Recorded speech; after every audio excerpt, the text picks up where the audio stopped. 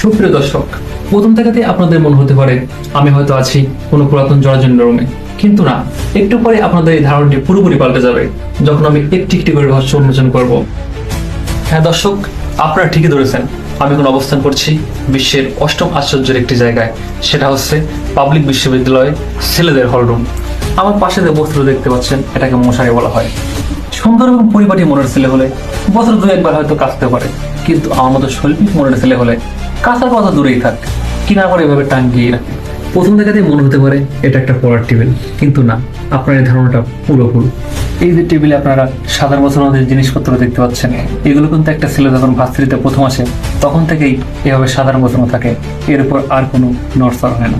আর আমার সামনে যে টিফিন পার্টিগুলো দেখতে পাচ্ছেন, এগুলো কই থেকে আসে? এগুলো আমাদের ভার্সিটির রমণীদের হল থেকে আসে।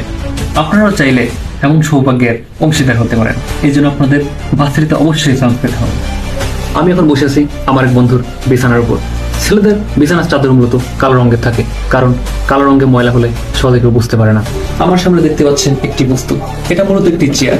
এটাকে চেয়ার বললে ভুল হবে। একটা স্টুডেন্টের এখানে বসে লেখাপড়া করার কথা, কিন্তু এখানে আপনারা দেখতে পাচ্ছেন জামা কাপড়ের স্তূপ। আমার পিছনের দেয়ালে আপনারা অনেক কিছু লেখা দেখতে পাচ্ছেন। আপনাদের মনে হতে পারে এগুলো হয়তো কোনো বিখ্যাত ব্যক্তিদের লেখা, কিন্তু না, এগুলো আমাদের বিশ্ববিদ্যালয়ের প্রেমিক